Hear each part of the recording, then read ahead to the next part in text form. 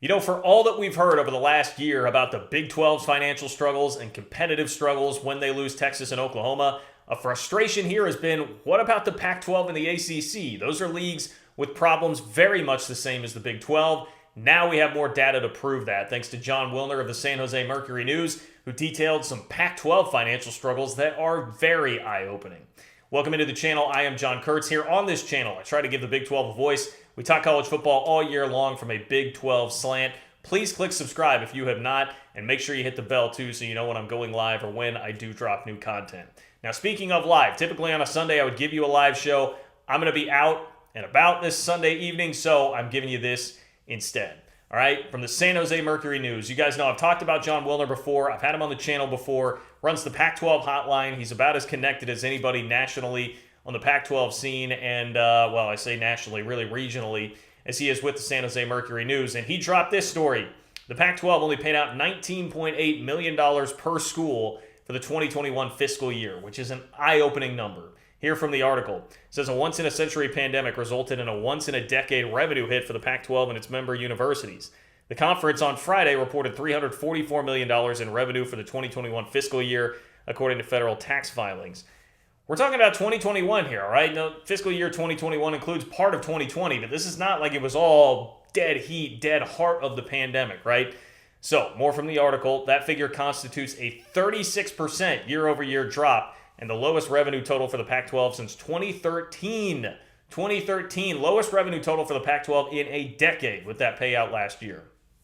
The revenue plunge caused by COVID and the truncated 2020 football season resulted in the conference distributing an average of $19.8 million to each school, a decrease of 41% from the prior year, fiscal year 2020, when the pandemic had a negligible fiscal impact. So, all right, Wilner in this article is trying to say that this is the year where the main brunt of COVID is being felt in terms of the reflected financial numbers, which is fine, and you can definitely say that and make that narrative work here if you're trying to say, well, hey, don't look at this like 2021, this is really more 2020.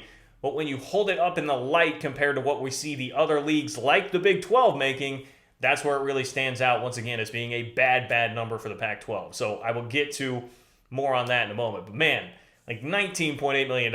I think about the Matthew McConaughey quote from his incredible part in The Wolf of Wall Street, where he's like, those are rookie numbers. You got to get those up. Like, those are rookie numbers. Again, 2013. Like, that is 2013 kind of stuff from the Pac-12. Yes, the Pac-12, as we've heard from Tony Altimore on this channel before, is tied together by more than what some of the other leagues are with all the academic stuff that goes on behind the scenes. They have much bigger endowments. The money payout per school is not quite as important to some of these schools as it is to other schools in the SEC, Big 12, etc. But still, that is a bad number. And I guess if this is the number that was going out, I can understand why there were rumors about USC kicking back up again, like the second that the college basketball season ended here and everybody went back into the rumor mill thing, right? The Pac-12 has big-time financial and competitive problems. Like, the competitive problems have been diagnosed ad nauseum, and the frustrating part is that they don't seem to get as much attention nationally as the Big 12's, but you know what they are. It's been since 2014 that the Pac-12 won a game in the college football playoff. It has been since 2016 that the Pac-12 participated in the college football playoff. Now we're finding out that they just paid out $19.6 million per school, or $19.8 rather million per school last year. That is not good. Like, that is a number very similar to what we heard was going to be the Big 12's number. When everybody started freaking out about losing Texas and Oklahoma before and or after adding the 4 schools, it was like, oh man, the Big 12 is going to be slumming it like in the teens here. Well, the Pac-12 is slumming it in the teens. And again, I understand COVID has some kind of an impact on that, but like, the other leagues were not impacted nearly as much, right? So here from the article, according to the USA Today, the SEC distributed $54.6 million per school in fiscal year 2021. Okay. The ACC's payouts range from $35 to $38 million. League that gets torched for its TV contract all the time was making $35 to $38 in payouts. Where the Pac-12 is $19.8. Double. The ACC is basically doubling that with this TV contract that gets roundly mocked by everybody. And it is not a good one with how long they're locked into that specific number. How about the Big 12, you say? Well, here's the Big 12. You know, I've got that figure for you.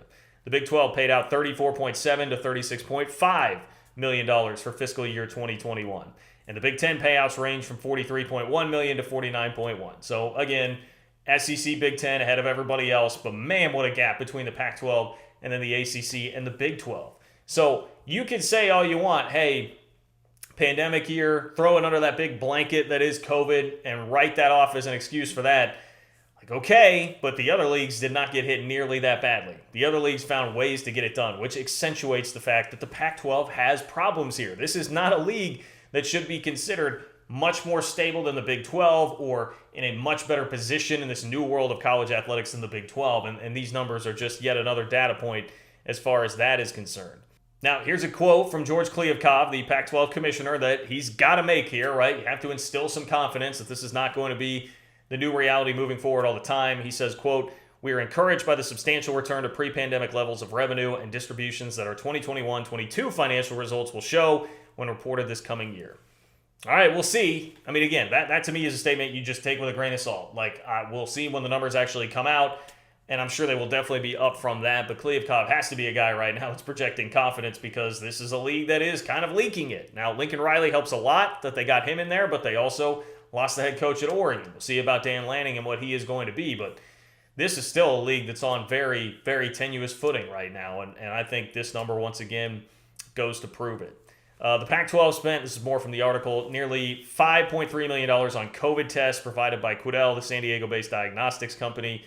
So they're basically making the point here. They go on to say $11 million total was covered by these schools for all the COVID testing that year. So that explains, I suppose, a chunk of the shortfall here in terms of what was paid out. But a big problem for the Pac-12 is the Pac-12 network. So listen to this. The Pac-12 networks were hit hard as well. Revenue dropped 64% of the Pac-12 network from $118 million in the year before the pandemic to $43 during the COVID year.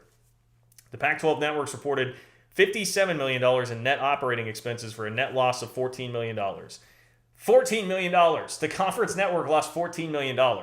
And as much as the ACC TV contract gets mocked, the Pac-12 network has been mocked for a long time. It's been really bad. The payouts have always way underperformed what Larry Scott, the former commissioner of the league, said about them a long time ago. I mean, Larry Scott, for all the crap Dan Beebe used to get, or anybody that's led the Big 12, like Chuck Ninus, Bob Bowlesby, whatever, Larry Scott was a disaster here at the end of his tenure with the Pac-12, the Pac-12 network being a big part of that.